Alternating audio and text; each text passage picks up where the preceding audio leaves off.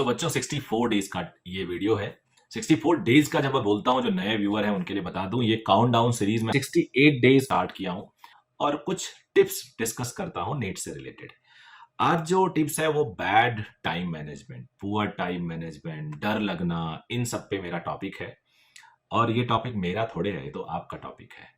और ये टॉपिक आज मेरे एक स्टूडेंट का है, जिसने मुझसे डिस्कस किया कि सर, मेरा जो टाइम टेबल है वो बहुत अच्छे से मैं फॉलो नहीं कर पाता या कर पाती।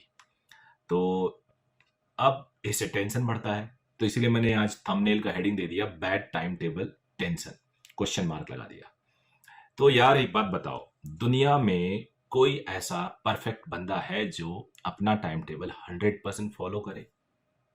नहीं, बिल्कुल नहीं। यानी आप कोई एक्सेप्शन नहीं हो, कोई खराब नहीं हो, ठीक है। टेंशन, ऑफ कोर्स टेंशन भी उन्हीं को होता है जो सोचते हैं, सीरियस होते हैं। नालायक लोगों को टेंशन तो होता ही नहीं। तो आप वो भी, उसके लिए भी आप नॉर्मल हो, कोई एब नॉर्मल नहीं हो। बट हाँ, टाइम टेबल एक मोर और लेस, पूरा नहीं बट क्लोज टू 100%, 75, 80, 90% तो फॉलो होना चाहिए if the time table is good enough. अब how to know good enough time table है कि नहीं है? कैसे हम पता करें वो टाइम टेबल ठीक है कि नहीं है? ये सब भी हमें जानना जरूरी होगा। तो उसके लिए कुछ नहीं करना होता। उसके लिए आप देखो कि प्रॉपर आप सारे सब्जेक्ट को टाइम दे रहे हो, उनके वेटेज के हिसाब से। आने वाले टेस्ट की आप तैयारी कर रहे हो, उनके वेटेज के हिसाब से। उसके बाद आप अगर इस तरह से आपको एक लगता है कि किसी एक टॉपिक को ज़्यादा टाइम देना है, क्योंकि मान लो वीक है फिजिक्स केमिस्ट्री, तो उसमें थोड़ा सा टाइम बढ़ा सकते हो। ऐसा अगर कर रहे हो तो ये सब क्रॉस चेकिंग है, और अगर आप ऐसा कर रहे हो तो टाइम टेबल ठीक है। हाँ, टाइम टेबल फॉलो कब नहीं होता कि आप अपने हैबिट के एकदम अगेंस्ट जाके टाइम टेबल बना लो। सपोज करो कि आप मॉर्निंग 4 बजे उठने का टाइम टेबल बना लिया और जिंदगी में कभी 4 बजे आप उठे ही नहीं। तो दिक्कत होगी। मैं अपना टाइम टेबल बताता हूँ। मैं जब 12th बोर्ड एग्जाम दे रहा था तो मेरा टाइम टेबल आइडियल था। हालांकि उसके बाद भी अच्छे टाइम टेबल्स थे, बट वो था कि मैं 12 बजे उठता था सुबह, मतलब रात में कह सकते हो आप, और सुबह 6 बजे तक पढ़ता था।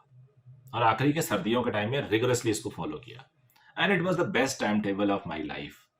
कि 6 घंटे में इतना प्रोडक्टिविटी होता था, इतना ज़्यादा मैं बेनिफिट उठाता था उसका, कि मेरे बोर्ड भी अच्छे हुए, मेरे अच्छा हुआ, एग्जाम पेपर अच्छा हुआ, और मैं बहुत अच्छा अपने आप को फील करता था कि मैं बहुत अच्छा क्वालिटी टाइम दे रहा हूँ अपनी स्टडी को।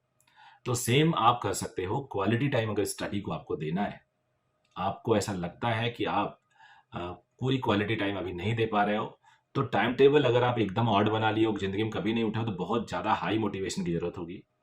तो आप अपने आपको बहुत हाई मोटिवेट करोगे तो फॉलो कर पाओगे, नहीं तो नहीं कर पाओगे। ठीक है, अगर आपको लगता है कि इतना हाई मोटिवेटेड आप नहीं हो, तो आपको टाइम टेबल ऐसा बनाना चाहिए जो आपको सूट करे। यानी लेट नाइट तक अगर आप पढ़ना चाह रहे हो तो लेट नाइट वाला टाइम टेबल बनाओ। अब उसमें भी 4 बजे रात तक आपने टाइम टेबल बना ली कि आपको 4 बजे रात तक पढ़ना है। अब यार, ह्यूमन बॉडी है, आप सुबह शाम से पढ़ रहे हो तो नींद तो आएगी ना यार। और जब नींद आने लगेगी, गहरी नींद आने लगेगी, तो आपका पढ़ना बेकार होगा।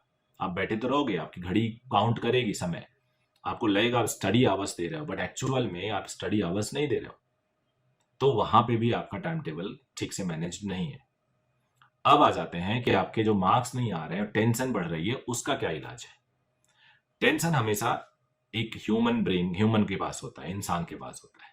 जानवरों को तो नहीं होता, उनको तो कंपटीशन नहीं देना है। तो अगर आपको टेंशन है तो आप अच्छे ट्रैक पे हैं यार, you are on good track, and you should be happy with it, कि आप सही कर रहे हो। टेंशन है यानी आप सीरियस हो। नॉन सीरियस, नालायक होते तो आपको टेंशन नहीं होती। हाँ, टेंशन लेने के बाद भी, टेंशन होने के बाद भी उस पर अमल ना करना आपको दूसरी कैटेगरी में पहुंचाएगा जरूर। तो अगर टेंशन हो रहा है तो you should start working on removing the tension. How to remove the tension, what should be the इलाज ऑफ द टेंशन, इसका इलाज क्या है, इस पे आपको काम करना पड़ेगा। अगर नहीं काम कर पाएंगे तो टेंशन बढ़ती जाएगी।